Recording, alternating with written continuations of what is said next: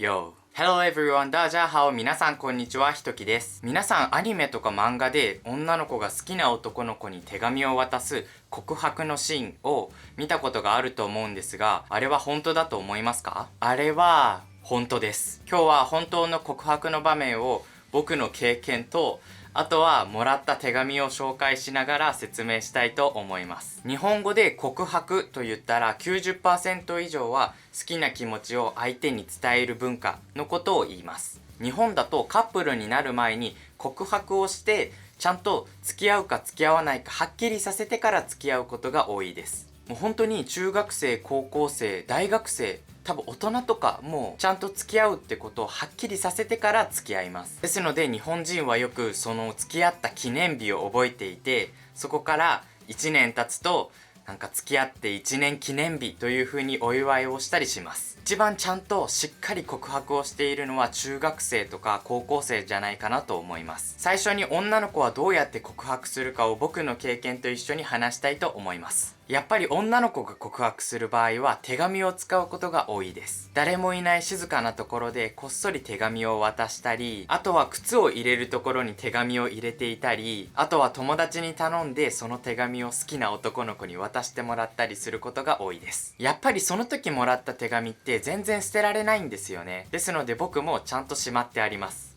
実はここ。よいしょ。オープン。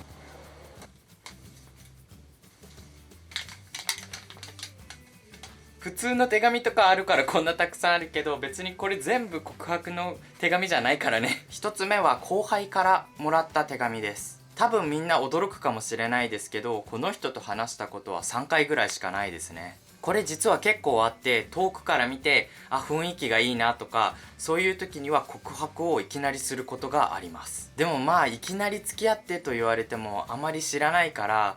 なんか難しいですけどね。サイズも小さいですよね。この手紙は中学生の時もらったんですけど、中学生の時僕はサッカー部で授業が終わった後、放課後って言うんですけど、放課後の時にサッカー部でサッカーの練習をしてたんですよ。でも途中トイレに行きたくなって学校のトイレを使ったんですよ。もちろん放課後だったので学校の中には誰もいなくて静かだったんですけど、僕がトイレから出たらその子が急に出てきて、この手紙をはいって渡して何も言わないでそのまま走って逃げました。これも結構ある告白のパターンで、もらった時に僕もこれ告白かなっていう風に思いました。ちっちゃい手紙が多いですよね。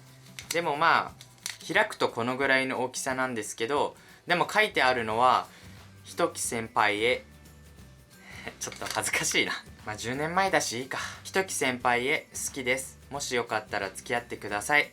そしてその人の名前よりっていう風に書きます。結構短かったですね。なんか2行だけ。この手紙は結構短かったです。もしかするとあまり話したことないからあまり書くこともなかったのかなという風に思います。あとは今思うと中学生の時が僕のモテ期だったのかもしれないですけど、部活で知り合った他の学校の女の子から携帯で告白されたこともあります。昔はスマホじゃなくてこういう携帯だったので、ちょっと今そのメールはないんですけど、そういう告白の仕方もあります。別に僕がたくさん告白されているわけじゃなくて、そのぐらい告白はポピュラーで、みんな一度はしたことがあったりされたことがあったりすると思います。結構面白かったのは、僕の友達が好きな女の子から放課後体育館の後ろに来てくださいっていう手紙をもらったんですよ。告白の場面は人がいないところが多いので、彼は体育館の後ろへ行きました。僕がこの手紙をもらった時は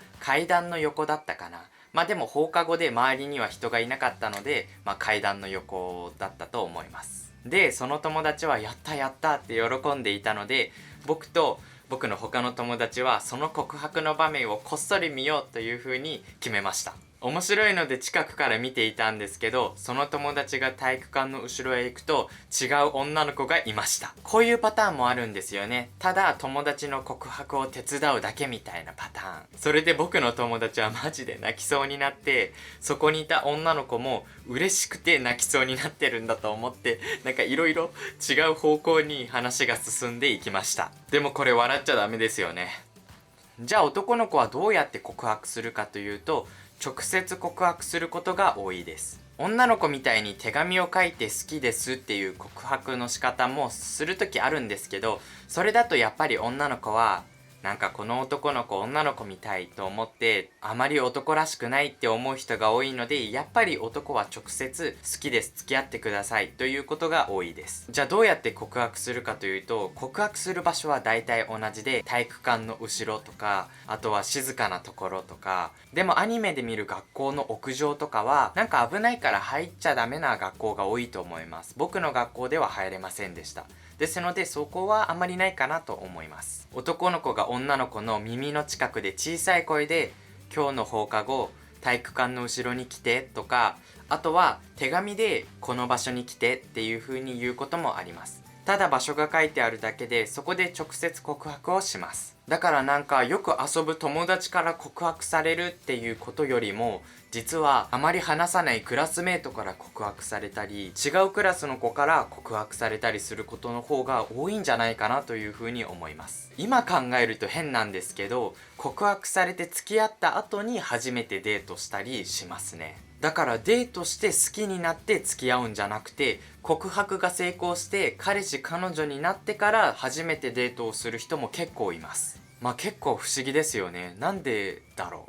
う僕自身ももちろん告白したことはあります。中学生高校生の時はしなかったんですけど、大学生になった後に告白したことがあります。でもその時は僕がよく一緒に遊びに行っていた子を好きになって、それでたまに2人で遊びに行ったりして、その子も多分僕のことが好きだろうなっていうのが分かって僕は告白したので、ちょっとずるいですよね。中学生高校生みたいないきなり告白じゃなくて、ちょっとデートみたいなのをしてから告白をしました。告白というとそういう中学生高校生みたいな相手が OK するかどうかわからないみたいな、そういうドキドキもあるので、僕の場合はちょっと告白だけどそういうのとは違いました。でもちゃんと付き合ってくださいって言った日があって、ちゃんと1年後とかには記念日でお祝いとかをしたりしました。日本人はそういう風に告白の文化があって付き合った日とかを覚えているんですけど、皆さんの国でも告白の文化ってありますか？皆さんどうやって付き合い始めるんですか？全然わからないんですけど、中学生高校生の時はそういう風に告白とかしましたか？皆さんの甘い思い出をコメントで教えてください。よろしくお願いします。皆さんありがとうございました。